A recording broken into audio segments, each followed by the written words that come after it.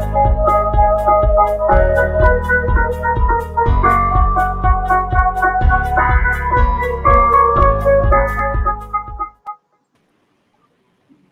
evening and a warm welcome to one and all over here with me.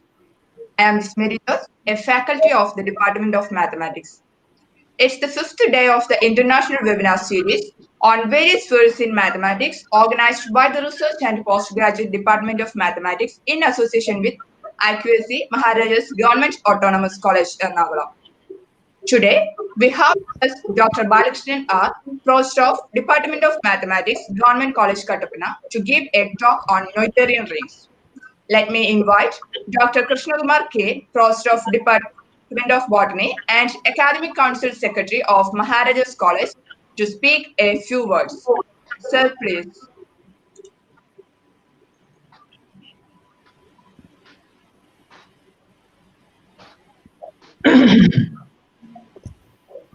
Respected convener, Dr. Bloomy Joseph, HOD Department of Mathematics, Chief Guest of the Day, Dr. Balakrishnan R., Assistant Professor, Government College, Kattapana, Coordinator of the seminar, Ms. Just Mary Gis, and the other dignitaries. A warm good afternoon to one and all. It is an immense pleasure and privilege to participate in this momentous function organized by the Postgraduate and Research Department of Mathematics, Maharaja's College, under the auspices of Dr. Balakrishnan, Assistant Professor, Department of Mathematics, Government College. At the outset, I would like to express my gratitude to Dr. Balakrishnan R. for giving his valuable time to present the webinar on Noetherian rings as part of the international webinar series on various fields of mathematics. Our Department of Mathematics have put efforts to spread knowledge on various research topics in the vast ocean of mathematics. As far as I know, with my little knowledge, Noetherian rings is an interesting but quite deep topic to great fascination. I hope everyone would enjoy this webinar and take away some valuable information. And I take this opportunity to thank the organizing committee, especially HOD of Mathematics, Dr. Bloomy Joseph, and also the IQAC for giving me this honor to be present here. The felicitation. In a personal note, I would like to thank each and everyone for attending this seminar. Thank you. Thank you so much. Thank you, sir. Thank you, sir. Thank you, sir, for the nice words. I cordially invite Professor Sriraj K.S., Faculty of Department of Mathematics, to formally introduce and welcome today's Center of Attraction, Dr. Balakrishnan R., to this event. Sir, please. Good afternoon to all. Respected HOD, Dr. Bloomy, teacher, Krishnakumar sir, and other respected teachers and participants. We are very happy to introduce you today's resource person, Dr. R. Balakrishnan, Head of the Department, Government College, Kattapana. He is an alumni of Maharaja's College. He did his degree from Maharaja's College and post-graduation from IIT Madras. He did his PhD from IIT Madras also. His research topic is in commutative algebra. He did his research on Bushman rim coefficients and fiber cones of modules. His areas of interest are commutative algebra and Bushman rim coefficients and Rees algebra of modules and fiber cones of modules, etc. We are very happy to introduce Mr. Dr. Balakrishnan. I welcome you to handle this section. Over to you, sir.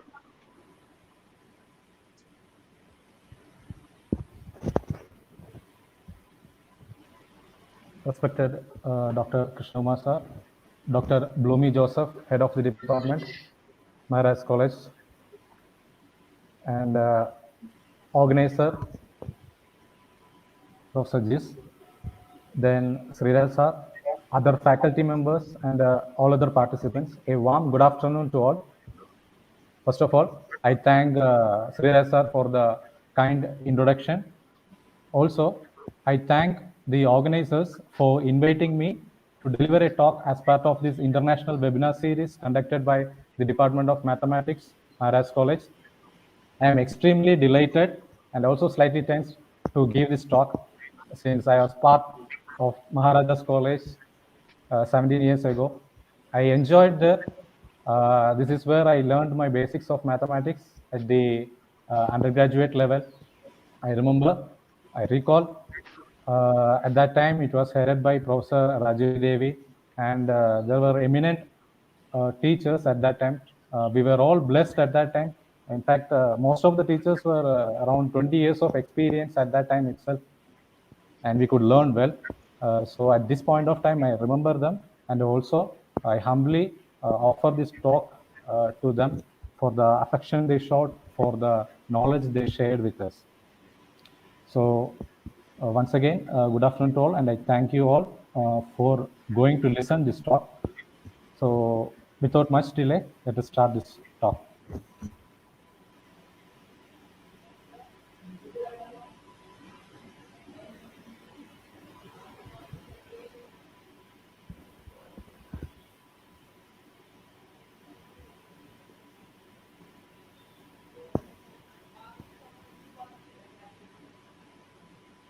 I hope the presentation is visible. So the topic for my today's talk is Noetherian rings. So my aim for today is to, it is going to be an elementary talk. My aim would be to introduce Noetherian ring, give definition, and we will see many examples, and also one famous or most important theorem in this section, Hilbert basis theorem, which will tell that a polynomial ring over a Noetherian ring is going to be Noetherian. And those who have studied algebra, you know that polynomial rings play a huge role in the advanced mathematics. So that theorem plays an important role in this area. So my talk is roughly in this way. In the initial slide, I will give some preliminaries starting from ring so that it is self-contained. Then I will give the definition. I will introduce the Noetherian ring. Then we will see examples along with some propositions which will tell you more and more examples. Then we state Hilbert's basis theorem, and then its proof will be given.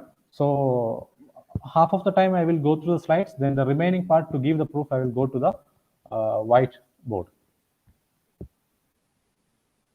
So I hope all of you will enjoy this talk and will get something out of this. So let us start with rings. Most of us might have studied rings at the undergraduate level itself.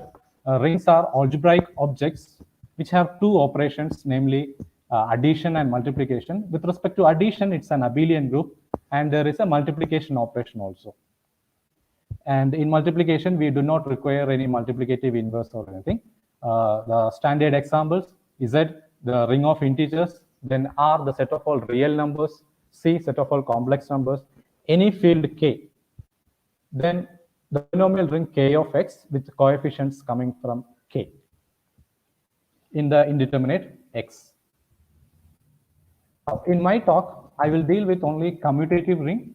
So by commutative, I mean the multiplication operation is commutative, AB equal to BA. And I will also assume that the multiplicative identity 1 is present in the ring. Next term, a module M over a ring R. This concept generalizes the usual notion of vector space over a field F. The difference is instead of field, we are taking a ring. So module M is nothing but just an abelian group in which a scalar multiplication is defined from the ring R. And when the field is replaced with a ring, many nice properties of the vector space will be lost for the module. For example, whether there exists a basis, even the definition of basis, linear independent spanning set, all things we need to be careful when we study modules. Even a single non-zero vector need not be linearly independent in a module, which is not the case in vector space. Next term, ideals. Ideals are nothing but subsets of ring which are modules over the ring with the same operations.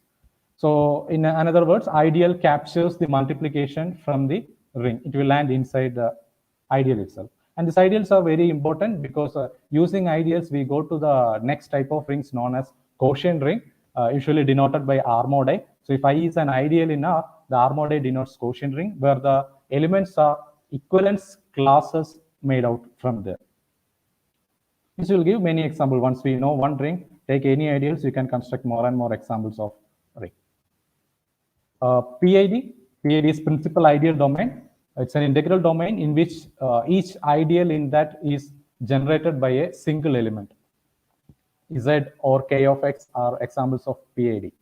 Then finitely generated ideals. As the name suggests, it means an ideal which is generated by finite number of elements. So there exists a say n terms, x1, x2, x2, etc., xn, which will generate the ideal. So you just take the linear combination of these xi's with multiples coming from the ring. You can write any element of the ideal.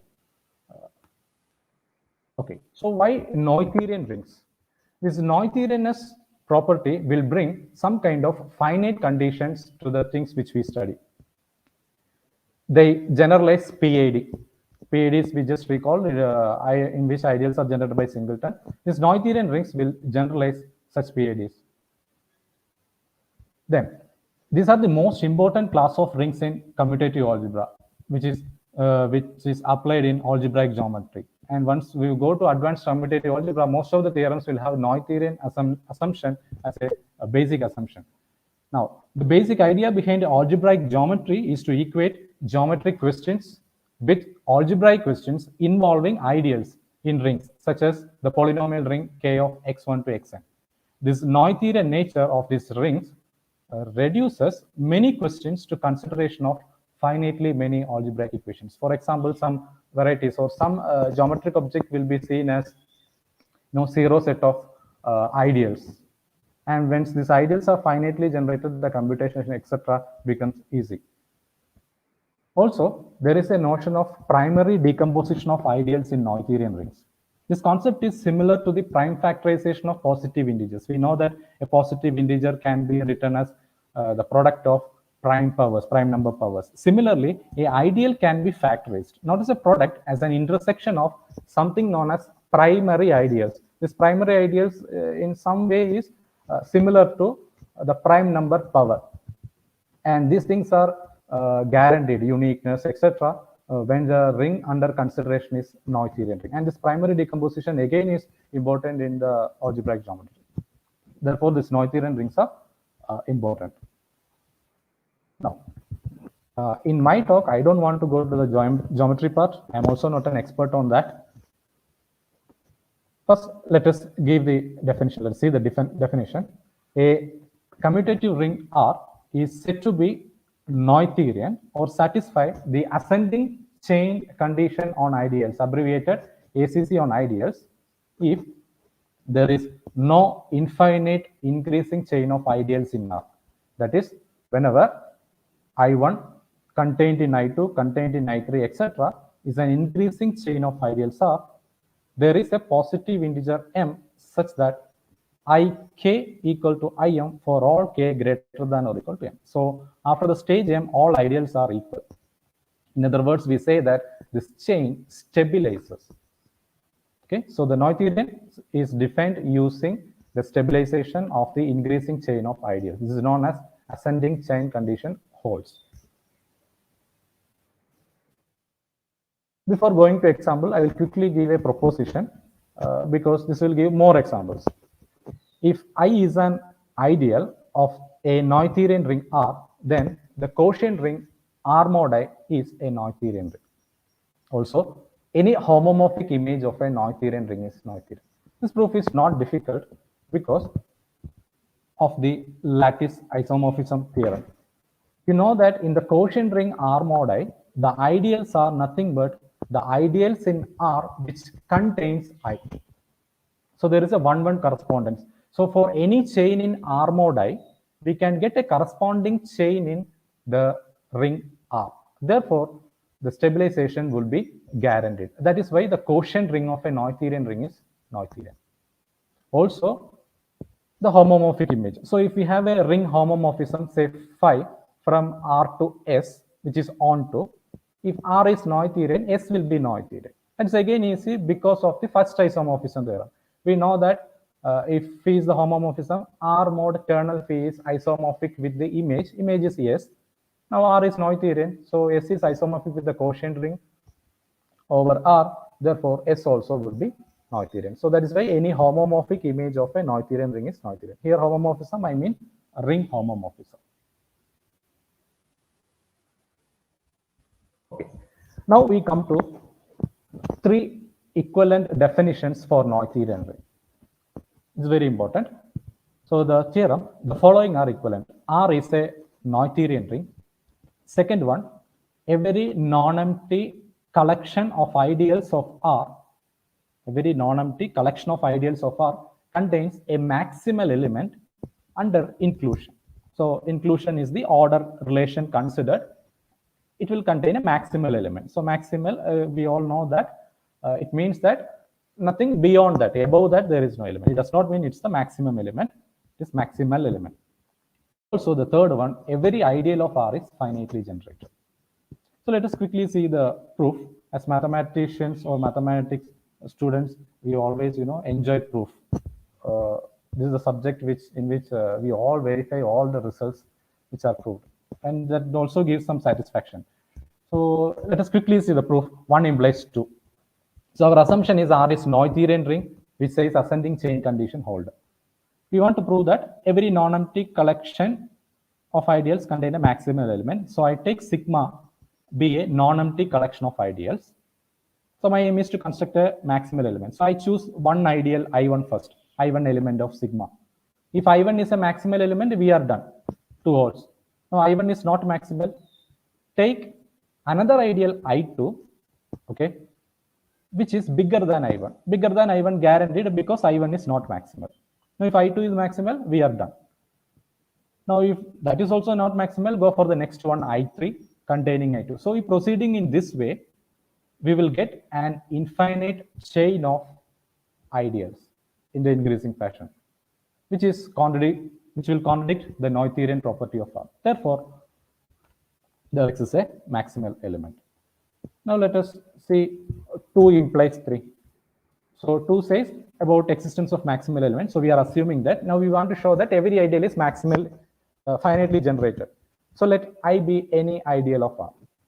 Now how to apply to? We need to get a collection of non-empty collection of ideals. So I take sigma to be collection of all finitely generated ideals contained in I. All finitely generated ideals contained inside I. Now by 2, this sigma contains a maximal element, say I dash. Now to apply 2, sigma should be non-empty. Was sigma non-empty? And that is trivial because the 0 ideal is anyway finitely generated. Only one element is there. So that is part of sigma. So sigma is non-empty. So by 2, sigma contains a maximal element, which I denote by I prime. Okay. Now, if this I prime is equal to I, that means I is finitely generated because I prime is part of sigma, which contains finitely generated ideals. So if I prime is not equal to I choose an element X, element of I difference I prime. Now, since I dash or I prime is an element of sigma, I prime is finitely generated and hence is I prime X. That means the ideal generated by I prime and also one more element X, right? This means this contradicts the maximality of I prime. So we should not be able to find such an X. That means I is actually equal to I prime, hence I is finitely generated, right? Now, we go to 3 implies 1. So we assume that ideal is finitely generated. We need to show Noetherian property. I start with an increasing chain. I1 contained in I2, contained in I3 is an increasing chain of ideals. So what I do, I construct a new ideal I to be union of I equal to 1 to infinity. Now this I is an ideal. Why? In general, union of ideals are not an ideal. Okay, union of 2 ideals need not be an ideal. However, because of the inclusion, this union will be an ideal. One can verify that. Therefore, this I is an ideal. And by the third condition, I is finitely generated. So I take I is generated by, assume that it is generated by A1, A2, etc. A, generated by n elements. Now, each A is part of I. That means these are part of I for some I, right? So therefore, I take each AI belongs to IKI for some Ki. I don't know which index, some Ki. Now take M to be the maximum of K1, K2, etc. Kn. So what happens? Now if we consider IM, the IM will contain all these A1, A2, etc. An. So that IM itself is the full I. Therefore, from IM onwards, all ideals are this I itself. So this implies Ik is equal to IM for all K greater than or equal to M. So the chain stabilizes. Okay. So this is an elementary proof which we can do just by knowing the definition. Now we come to example. Any field is a Noetherian ring. Trivial because field has only two ideals, the zero ideal and the whole field. So what chain we will construct? Only the ideal zero contained in the entire. Okay, it's stabilized. Any PID, that is because every ideal is generated by single element, and by the theorem which I proved earlier, the ideals are finitely generated, it is a Noetherian ring. Therefore, PIDs are Noetherian rings. So in particular, he said the ring of integers, the polynomial ring K of X are Noetherian rings. Okay, I specify K of X, where K is a field. Now, if R is a Noetherian ring, then R of X is Noetherian. This is slightly more than K of X. In the previous thing, K was a field. Here, R I am taking to be just a Noetherian ring. And this is the important result known as Hilbert's basis theorem, for which the proof I will demonstrate in a while. Another process called localization of a ring. If S is any multiplicatively closed set in a Noetherian ring, the localization S inverse R is a Noetherian ring. Okay, so not seeing this is nothing but we are inverting the elements of the S. The way we do construct the field of fraction from integral domain, we invert all non-zero elements. In a similar way, we invert elements of this S, any multiplicatively close it, and then we define equivalence class, etc. And this is known as a localized ring, S inverse R. And localization of a Noetherian ring is Noetherian. In particular, another important class is R suffix P is Noetherian for a very prime ideal P in a Noetherian ring. And what this notation gives is, this RP is nothing but, see, if P is a prime ideal, you take capital S to be the P complement in the ring. That is a multiplicatively closed set, the P complement. Therefore, we can consider the localization with respect to the P complement, that is S inverse R, and that is denoted by RP. So this will be Noetherian ring. Okay, so for every prime ideals, RP is Noetherian. Okay, so once we have seen many examples for Noetherian ring, the natural question is there an example for non-Noetherian ring? The simplest example is you take a polynomial ring with infinite number of indeterminates. So I take R to be K1, K of X1, X2, etc. Infinite number of indeterminates. And we can easily construct an increasing chain. Consider the ideal generated by X1, which is contained in ideal generated by X1, X2, and so on. Definitely this does not stop. Okay, it is a non-terminating increasing chain of ideals. Hence this R is not Noetherian. There are other examples also. For example, if you take C of 0, 1, all continuous functions on the closed interval 0, 1, you can give a ring structure to that by point-wise addition and point-wise multiplication. You can show that that is also non-Noetherian. Okay, now the question is, subring of a Noetherian ring is Noetherian. So this one might expect, because if the bigger ring is Noetherian, maybe subring is also Noetherian. But unfortunately, that is not true. We can use the previous example itself. How? The previous example is an integral domain, this K of X1 to K of X1, X2, etc. Okay. Now this being an integral domain, we can construct its field of fraction. So let me denote that by S. Okay. S being a field, S is Noetherian, whereas the ring R, which is contained in the field of fraction S, is not Noetherian. Therefore, that nice property, or we expect, but it is not part of the result.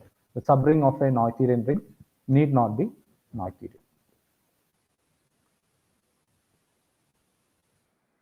Okay, so now we come to the theorem, Hilbert's basis theorem. It states that if R is a Noetherian ring, so is the polynomial ring R of X. Okay, its proof I will show. So before going to that, let me give a corollary. Once this polynomial ring is Noetherian, we can add more indeterminates. We can add one more, say, variable y. So R of xy will be Noetherian.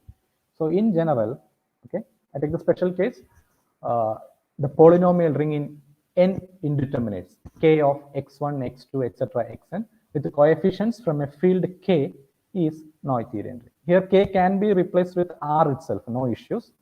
But this polynomial ring also Noetherian, a special case. All right. Okay.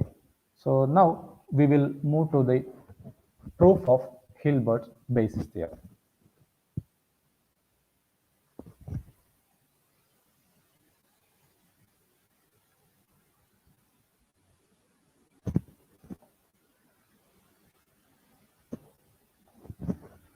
Is the board visible?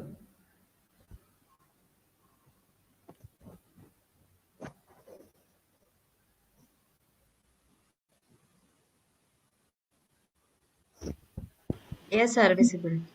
Oh, thank you.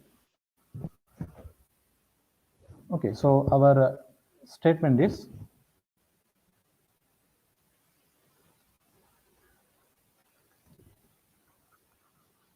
if R is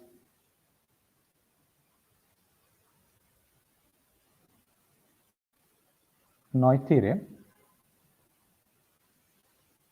so is the polynomial ring R of X.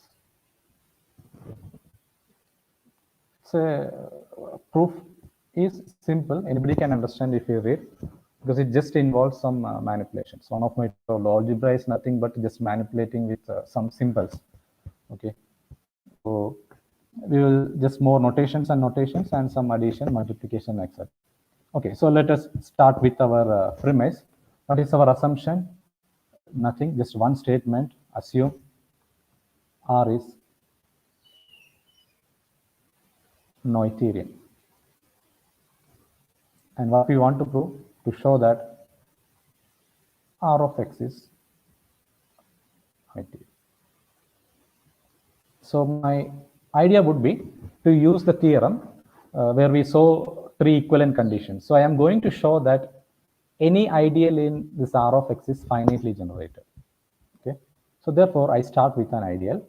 Let I be an ideal in R of X. I want to show that I is finitely generated. So how to get that finite generating set? We all know R is Noetherian. So somehow we have to, from this ideal, I have to go to ring R, use the Noetherian property of R, then come back to R of X to find a generating set. Okay, there is no other way. Now, so how to reach R? I am going to consider the following set. Consider L. What is L? L is set of all leading coefficients of polynomials in I. Okay. Because I am taking leading coefficients, I gave the notation L. Now clearly L is a subset of R.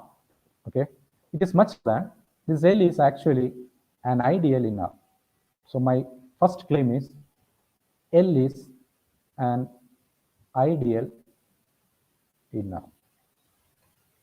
It is not very trivial, but we need to verify that. Okay, so we will check only two things: whether it is closed under addition, and also it is closed under the scalar multiplication from the ring R. So I take two elements, A, B, element of A. Okay. So what does that mean? That means A and B are leading coefficients of some elements in I. So let me call F a polynomial whose leading coefficient is A. So Ax raised to n plus etc. something which is part of I. Now B is also a leading coefficient. So there exists another polynomial G, B, x raised to, it need not be n, could be some other degree, which is also element. Now how to show A plus B is in L? If we just add these two polynomials, that would be in I, but however, A plus B will not be the leading coefficient. So just adding this will not help. So I take a case, say, suppose this n is greater than m, suppose. Okay. In that case, I consider x raised to n minus m times g. Now g being in the ideal, x raised to n minus m being part of the ring, we know that this multiplication will result in the ideal I itself. And this product has the leading term b x raised to n, this n minus m and this x m, and b would be the leading coefficient. Now you see this f is this polynomial, if you add f plus x raised to n minus m times g, this would be in I, and its leading coefficient is going to be a plus b. So this implies a plus b is in I. Now how do we get the product? Okay, I will show here. For R in R, A would be part of L. Okay, it's not I, this is L.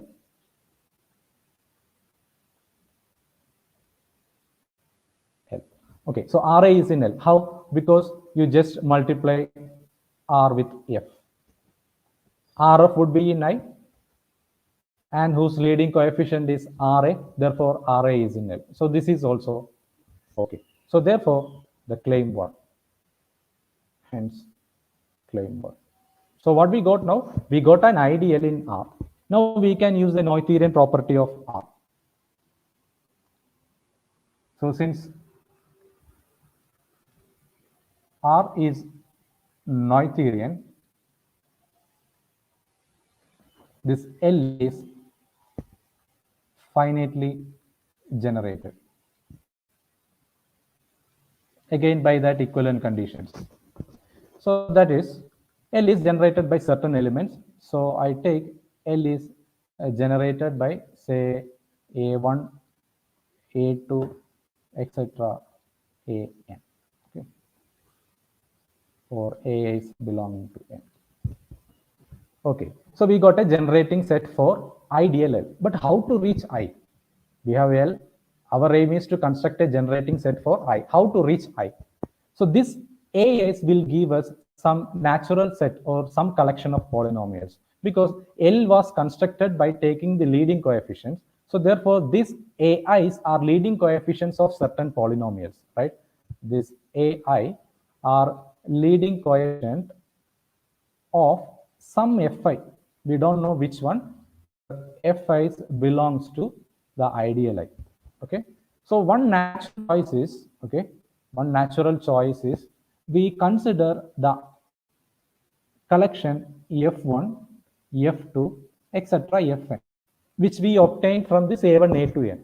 So our natural intuition is whether the ideal generated by this F1, F2, Fn, etc. would be equal to the original ideal I. But unfortunately, the answer is no. This way of construction will not arrive at the generating set. We need additional collection of polynomials. How one would see that? So, we may not arrive at a proof in just minutes. We need to think. So why this does not come? So if we take, I take a simplest case, K of X. Okay, the polynomial ring over field K. If I take an ideal I, the ideal generated by x square and x square plus x. Okay, this time I'm taking the ideal generated by x square the way we constructed L in the so far proof by taking the leading coefficient, if you apply it here, the L would be nothing but the ideal generated by 1, which is nothing but the K. Okay, it can be thought in two ways, because in the K, only ideals are either 0 or the entire ring K. Anyway, 1 will come from here, the leading coefficient. So L is going to be K. Okay, so what is the generating set for L? 1 is a generating set.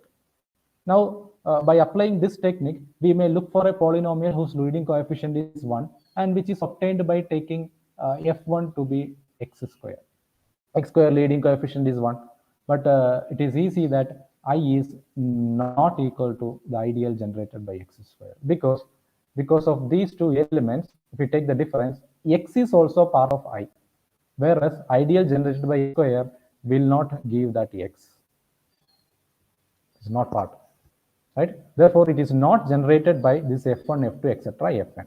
So the answer is no. We somehow has to reach to additional set of polynomials to generate this I. How do we arrive that?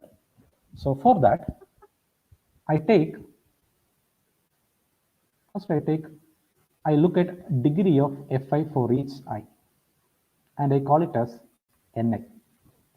Okay, at ni equal to degree of I, and also I take n to be maximum of n1, n2, etc., nn.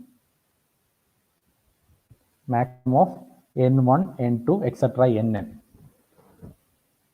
Okay. Now I consider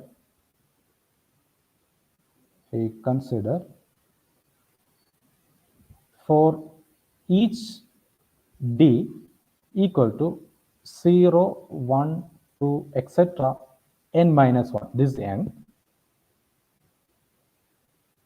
Another ideal LD. These are set of all leading coefficients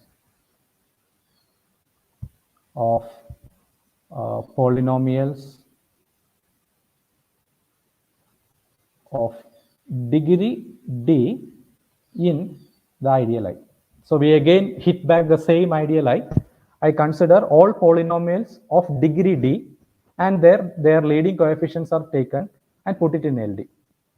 In this LD, if I add 0 element also, the 0 element of the ring along with the 0, this LD would be an ideal. So my next claim is claim 2. LD is an ideal for whole d. Okay, for each d 0, 1, etc. up to n minus 1, where this is going to be ideal in the ring R. Okay, so how to see that? It's again trivial. You just take two elements. Suppose A, B belongs to LD. By definition, it says A, B are leading coefficients of polynomials of degree d, exactly same degree. So A equal to not A, some f equal to A x raised to d plus etc. This is part of I, and there is some other g whose degree is also d, leading coefficient b, element of I. This claim 2 is simpler than the claim 1 because degrees are same. We can just add these two, f plus g. This is going to be a plus b times x raised to d, etc. And this is clearly in I. Therefore, this is the leading coefficient. This implies a plus b is an element of LD. Okay. Now, what if when we sum, the degree may go down? For example, a plus b may be 0, but no issues, because if a plus b is 0, we have already taken the 0 element part of LD. So that will be anyway in LD. So no need to worry. Okay, this need not be leading coefficient, but that's okay. Now, in a similar fashion, RA is a leading coefficient of RF. Therefore, RA is also in LD. Okay. Hence, my claim 2. So what we proved? We proved that this LD is an ideal in R. Now, once they are ideals in R, by Noetherian property of R, each of these LDs would be finitely generated. So for the second time, I use Noetherian property of R. So again, since R is Noetherian, LDs are finitely generated. So there exists a finite generating set. So I take, so let LD is generated by say some BD1, comma BD2, etc. We do not know how many elements. BD n suffix d, some nd elements. Okay, and this is for d equal to 0, 1, etc. n minus 1. Okay, so once we get such elements, there is a natural way to get some polynomials from the ideal. Why? Because each of these b's, okay, which are part of this generating set, are going to be leading coefficients of certain polynomials in I. So I catch hold of those polynomials. So let f di, okay, be a polynomial such that this BDI is leading coefficient of the polynomial FDI. Okay, so now we got many polynomials. So you recall we initially got some F1, then F2, etc. Fn. Okay, now we have got some more polynomials. We have got F01, F02, etc. F0, N0. Similarly, from the degree 1 polynomials, we get other one, F11, F12, etc. F1, N1, and so on. The last one corresponding to d equal to n minus 1. So f n minus 1, 1, etc. f n minus 1, 2, etc. f n minus 1, n suffix n minus 1. Now we have got a bigger collection. This will generate, or we are going to show that this will generate I. Okay. The idea why it came to this is, the smaller the counter example which I showed in that x square and x square plus x, the ideal generated by that, the smaller degree polynomial we could not generate with those FIs. Okay. Now this will sort out that issue. So let us see.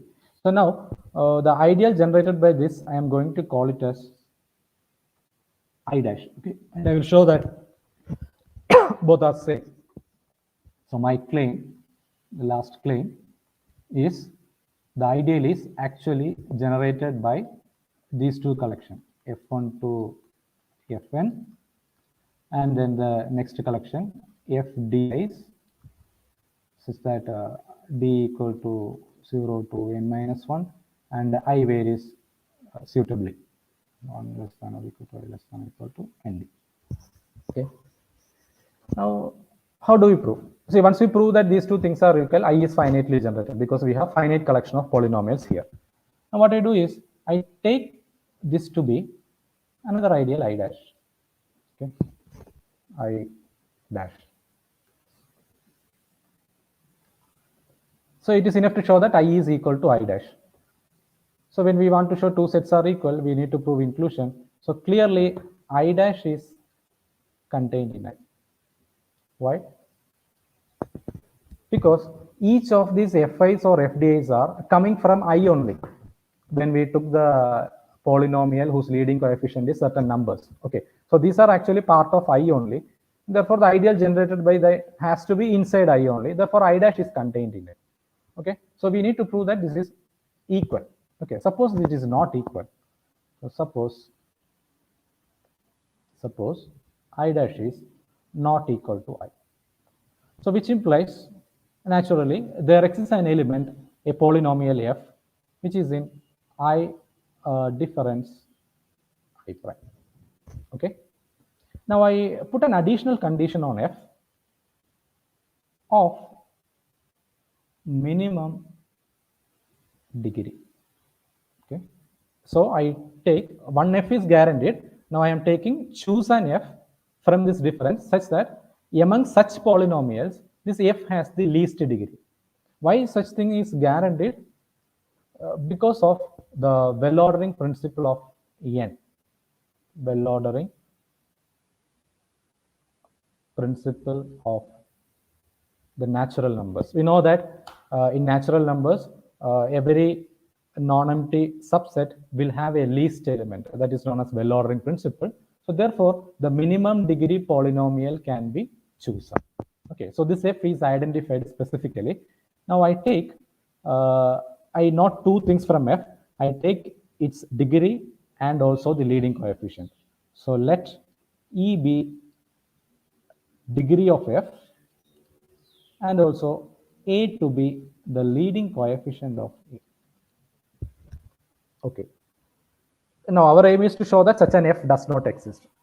Now what I will do is I will take two cases and I will show that both will not happen by contradicting the minimality of the degree of f.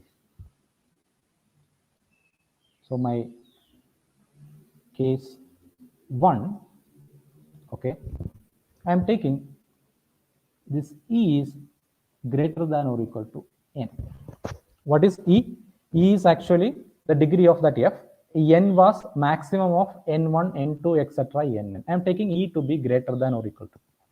And I will show that this will not happen. How?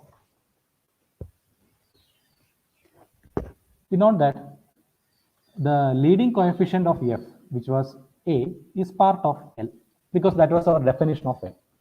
Since L has a finite generating set, this A can be written as sigma Ri Ai, I equal to 1 to n, which can be, right, because L is generated by A1 to An, right? Okay. Now, so for some Ri in the ring R. Okay. Now, what was the degree of Fi? Degree of Fi was Ni. Now I am taking E to be greater than or equal to n, and n is anyway greater than or equal to Ni, because that was the maximum. So I consider a special polynomial. It's a very clever idea. Ri x raised to E minus Ni, okay, into Fi. This is part of the ideal I dash, which is generated by that set. Because Fi was there, this is just a multiple of Fi, and that has to land in ideal. So this is part of I dash.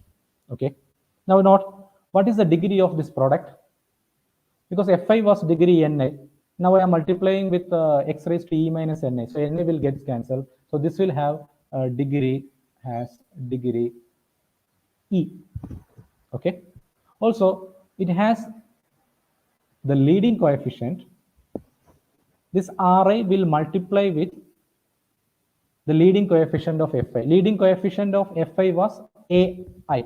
That is how we took the Fi. Therefore, this product will have the leading coefficient as Ri times Ai.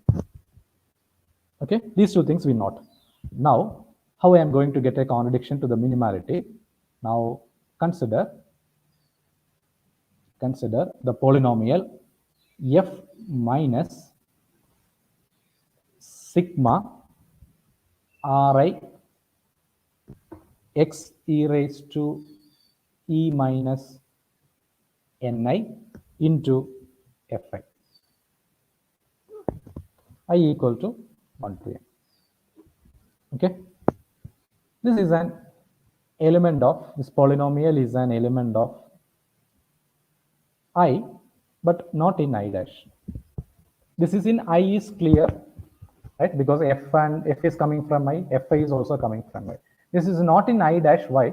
Because if this was in I dash, you add this to this, you will get f. Okay, you add this to this, you will get f. So in that way, it will imply that f is in I dash. Therefore, this difference is in I difference I dash. Okay, and also you see that the leading coefficient of f was A and degree was E. Here also same thing is going to happen. The degree is E and this Ri multiplied with Ai's are the leading coefficient. So this bracketed term will have leading coefficient sigma Ri Ai into some x raised to E will come, and this is A. So it will get cancelled with the leading coefficient of F. So this difference is going to have 1 degree less at least. Okay, so this has degree strictly less than E, and this is an I difference I dash. So this contradicts the minimality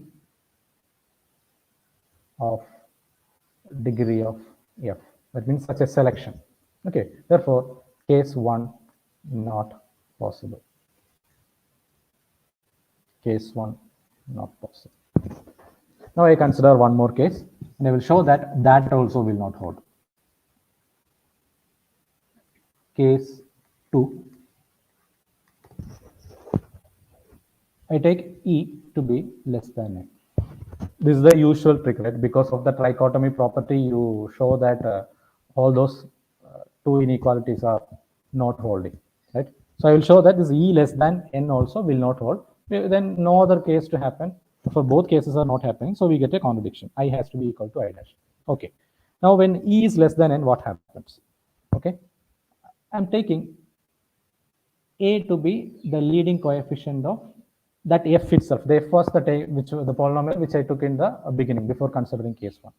Now you see, since this degree of F is less than N, this leading coefficient is going to be part of LD, precisely saying LE. Correct? Because LD was constructed by taking leading coefficients of polynomials of degree D in I, and also D was 0, 1 up to n minus 1. Here we have E to be less than N. Therefore, this E can be a choice for D. E can be a choice for D. Okay, so this is part of actually L suffix E. Okay, now what I do? Now, since this A is in LD, that means this A can be written using those B's. I had constructed some generating set for LD, right? So I can write this A to be sigma Ri into BDI, I equal to 1 to N D. Because this BDI is generated LD. Okay. Now, in a similar fashion, I am going to construct a polynomial. So I consider a polynomial G, which is sigma Ri x raised to E minus D, okay, E minus D into FDI. E minus D into FDI. This is a polynomial, okay, in I dash of degree D.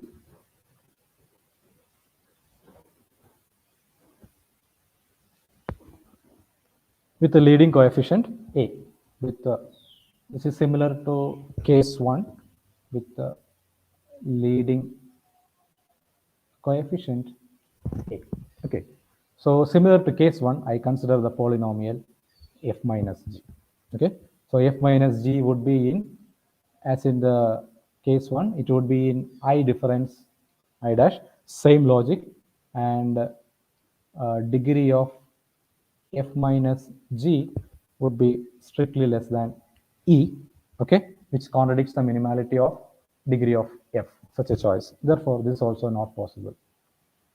Case 2 also not possible. Okay, so case 1, case 2 not possible means our initial assumption I not equal to I dash is not true. Therefore, I is equal to I dash. So this is actually the generating set for I. So this is a, we can say partially it's a constructive proof because we are constructing the generating set for the ideal I. Okay, so this completes the proof. So we explicitly constructed the generating set for ideal I. So therefore, I was arbitrary. Therefore, R of X is a Noetherian. So we completed Hilbert's basis theorem.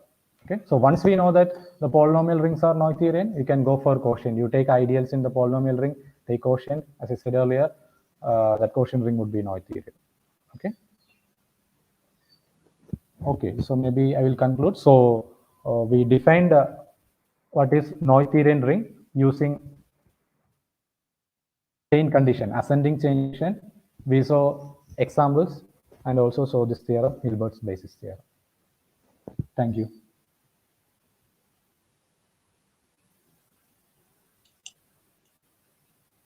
If you have any question. Thank you, sir. If any queries, participants can write your questions and doubts in the live chat box of YouTube and Facebook. You can put it in the live chat box. So there is a question. If subring of a ring R is Noetherian, can we say anything about the Noetherian property of original ring R? Okay, so if the subring is Noetherian, can we say about the original ring? That means if we introduce the word super ring, okay. Okay, so that is not true because we have the counterexample k of x1, x2, etc. Right? The ring in infinite number of indeterminates. The field k is contained in that. K is contained in k of x1, x2, etc. So k is Noetherian because it is field, whereas the super ring, the polynomial ring in infinite number of indeterminates, is not Noetherian.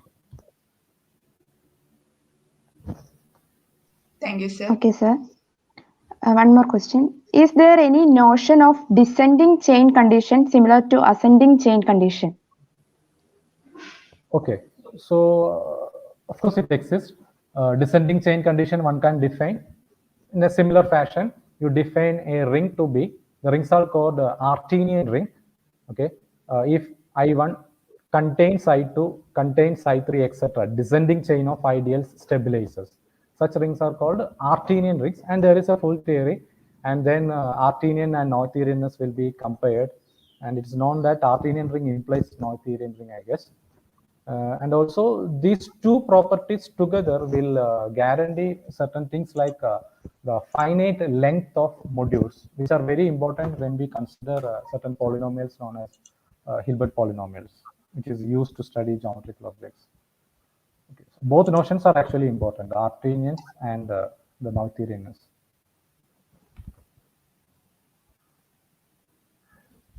Avani, is there any other questions? Thank you, sir. Thank you, sir, for the wonderful session. Avani.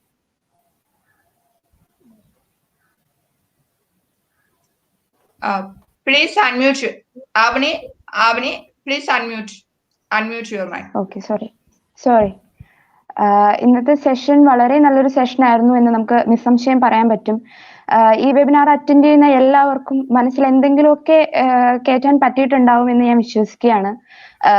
Usually എല്ലാവരും വെബിനാറുകൾ നടത്തുമ്പോൾ theorems മാത്രം touch ചെയ്ത് അല്ലെങ്കിൽ main ടോപ്പിക്കുകൾ മാത്രം touch ചെയ്താണ് പോവാറ്. പക്ഷെ sir വളരെ ഡീപ്പായിട്ട് പ്രൂഫ് ഉൾപ്പെടെ നമുക്ക് വേണ്ടിയിട്ട് പറഞ്ഞു തന്നിട്ടുണ്ട്. സാർ ഈ വെബിനാറിന് വേണ്ടി എടുത്ത എഫേർട്ടിനും ഞങ്ങൾക്ക് വേണ്ടി മാറ്റിവെച്ച ഇത്രയും സമയത്തിനും ഒരുപാട് നന്ദി അറിയിക്കുന്നു. Thank you sir. Thank you. Thank you, sir. Thank you, Avani. Once again, Next, thank you I for would- giving me this opportunity. Neetu?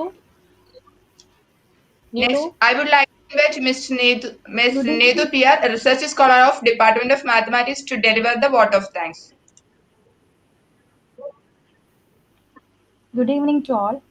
Honorable Resource Person Dr. Balakrishnan, Respected Principal, Maharaja's College, Dr. Bloomy Joseph, Head of the Department of Mathematics, Dr. Krishna Kumar, Secretary Academic Council, Mrs.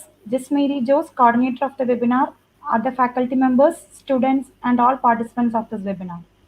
It is an honor and privilege to me to propose vote of thanks in this section of the webinar series. Dr. Balakrishnan, today's resource person, he is a real pride of Maharaja's College. Sir had his graduation from here, our college. For the last 1 hour, he shared with us his vast knowledge in the field of algebra in his talk on Noetherian ring. Sir, your presentation was excellent. I am sure that all the participants of this webinar was enlightened and benefited much by your interesting class. You being our forerunner, we accept, sir, more classes from you. On behalf of the Department of Mathematics and IQAC of Maharaja's College, I express you, sir, our sincere gratitude. Thank you, sir. Now, I extend our heartfelt thanks to our principal for his support and guidance in the conduct of this webinar. Thank you, sir. This webinar was materialized by the initiation and efforts taken by the head of the Department of Mathematics, Dr. Bloomy Joseph, and IQAC coordinator, Santosh, sir. We express our sincere thanks to both of you. Thank you, sir and madam. Now, I would like to acknowledge the support given by the Secretary, Academic Council, Dr. Krishna Kumar. Sir, I extend our gratitude to your support and felicitation. Thank you, sir. Each member in the faculty contributed well for the successful conduction of the webinar. I am extending our heartfelt thanks to each one of you. I will be failing in my duty if I am not acknowledging the role of research scholars and PG students of our department and the participants of this webinar. They are the real ones who made this webinar a successful event. Thank you very much for cooperation and participants. Once again, thank you all. Thank you very much. Thank you, Needu. Excuse me for the late question. We have a question there. Sir, Okay. Yeah. could you explain the increasing chain of ideals in C01? Okay. I not thought about it. Usually what it is done is there is a specific maximal ideals considered in C01, which are you fix a point in the interval 01, okay, some point, say alpha. You take all continuous functions which vanish there, okay, which is 0 at that alpha, f of alpha is 0, all continuous functions. So one can show that that collection of continuous functions is an ideal, in fact a maximal ideal. So the way it is done is it is shown that that cannot be finitely generated, the ideals, okay, the ideal considered by taking all continuous function vanishing at a fixed point in that interval. You can show that that is not finitely generated. Maybe chain also possible, but I have not thought about it. Maybe possible because it's an equivalent condition, so there should be something. Okay, sir. Thank you, sir. It may be clear for Ajay. Thank you, sir, again. Once again, thank you all. Have a good day. Thank you.